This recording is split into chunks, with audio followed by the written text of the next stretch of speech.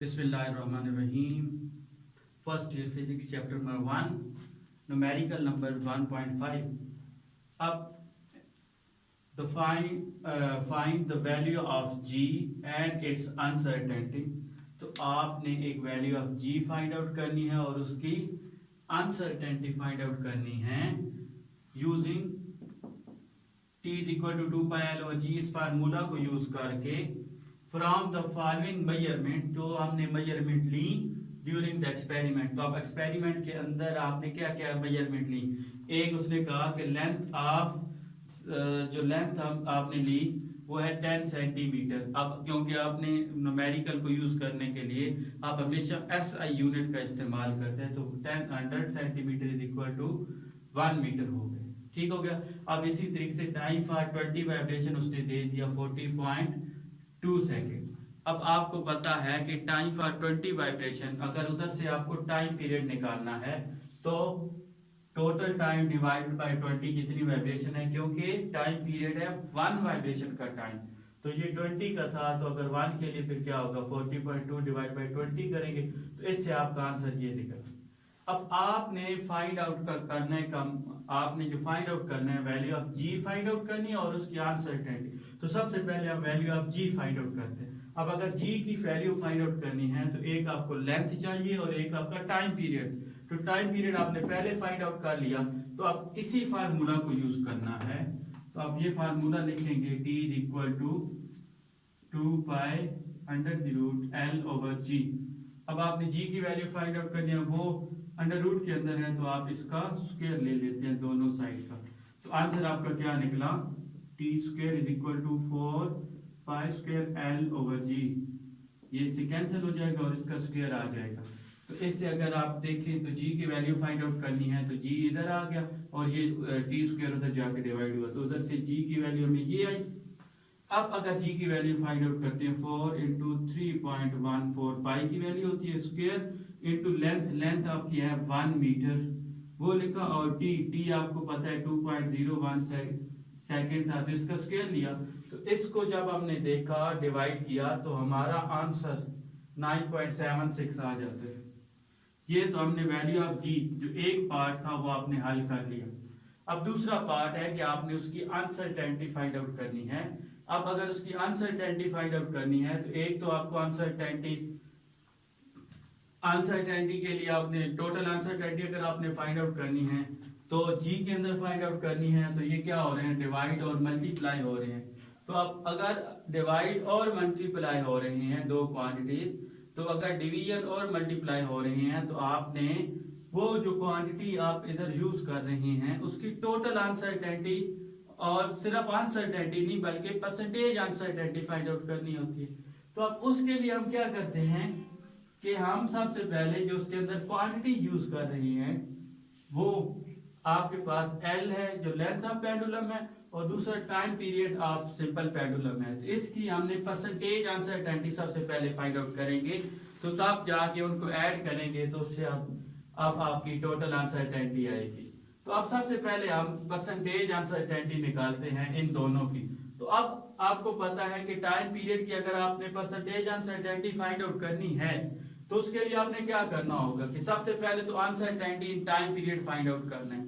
अब अनसर्टेनिटी अगर time period के अंदर फाइंड आउट कैसे करते थे, तो हमने टाइमिंग एक्सपेरिमेंट के अंदर देखा। तो सबसे पहले तो हमें least count divided by number of vibration, तो उससे आप उस टाइम पीरियड की अनसर्टेनिटी।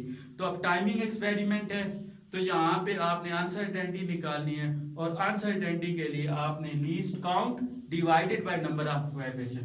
तो अब इसके अंदर उसने बता दिया है कि आपकी अनसर्टेनिटी एक्यूरेसी जो है वो लेंथ के अंदर 1 मिलीमीटर है जबकि स्टॉप वॉच के अंदर 0.1 सेकेंड है। तो अब अनसर्टेनिटी आपको ये लीस्ट काउंट ये मिल गया स्टॉप वॉच का, तो आपका 0.1 सेकेंड था तो आपने 0.1 लिखा divided by number of vibration. तो नंबर ऑफ वाइब्रेशन 20 थी तो इस तरह से आपका आंसर आ गया 0.05 आ गया। तो इधर से अनसर्टेनिटी इन टाइम पीरियड निकाली। अब अनसर्टेनिटी तो निकाल लिया, आपको total uncertainty percentage uncertainty find out करनी है। तो परसेंटेज अनसर्टेनिटी कैसे निकालते हैं, uncertainty divided by measurement into 100 करते हैं, ठीक है। अब अगर लेंथ की अगर हम परसेंटेज अनसर्टेनिटी निकालें तो मेजरमेंट कितनी थी, आपका लीस्ट काउंट कितना था 1 मिलीमीटर। अब अगर इसको हम देखें तो 0.1 10⁻⁻² मीटर आ गई, डिवाइडेड बाय मेजर्ड वैल्यू, आपकी मेजर्ड वैल्यू कितनी थी 1 मीटर इनटू 100 करेंगे तो वो आपको परसेंटेज आंसर है। अब 100 इससे मल्टीप्लाई हुआ तो आपको आंसर 0.1% आ गया। अब इसके बाद आपने percentage uncertainty in time period, अब टाइम पीरियड के अंदर आपको अनसर्टेनिटी आपने निकाल लीजिए डिवाइडेड बाय टाइम पीरियड की मेजर्ड वैल्यू क्या थी, टाइम पीरियड की मेजर्ड वैल्यू थी 2.01, वो लिखा इनटू 100 किया तो इधर से आपका आंसर आ गया 0.25। अब आपने टोटल अनसर्टेनिटी फाइंड आउट करनी है, तो टोटल अनसर्टेनिटी इसके अंदर कौन कौन सी चीजें यूज हो रही थी। अब जी के अंदर एक आपकी एल यूज हो रहा था और एक टी स्क्वायर।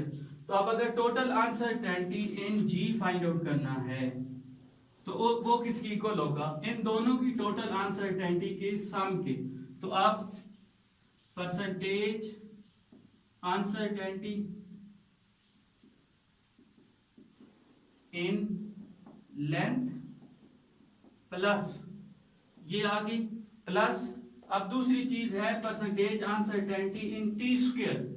तो अब टी का स्क्वायर है तो अब जब आप पावर फैक्टर आए तो आप पावर को मल्टीप्लाई करते हैं, तो हम उसके लिए फिर क्या लिखेंगे, अब टी स्क्वायर है तो 2 into percentage uncertainty in time period, ठीक हो गया। तो अब अगर percentage uncertainty in time period अगर हम देखें तो टोटल अनसर्टेनिटी इन जी अगर आप लोगों ने फाइंड आउट करनी है तो उसको क्या करना पड़ेगा, percentage uncertainty in length plus percentage uncertainty in T square.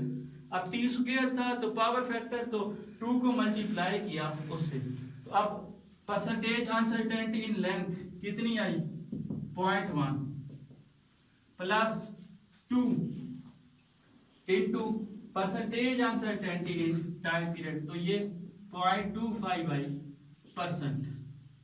तो इधर से आपका आंसर आ गया 0.5, ये बन गया और ये 0.6% आ गया। तो इससे आपका आंसर क्या निकलेगा, आपका आंसर आएगा जी है आपका टोटल, अगर आप वैल्यू लिखेंगे तो जी का आंसर निकलेगा 9.76 विथ 0.6% परसेंटेज अनसर्टेनिटी, 0.6% अनसर्टेनिटी। अब अगर इसके अंदर देखें तो आपका दूसरी आप ये भी निकाल सकते हैं, इसका 0.6% भी निकाल सकते हैं। तो जो भी इसका 0.6% निकले उसे प्लस माइनस 1 करेंगे तो आंसर आपका आ जाएगा मीटर पर सेकंड। आज के लिए इतना ही, नेक्स्ट लेक्चर में हम जल्दी हाजिर होंगे, तब तक के लिए अल्लाह हाफिज।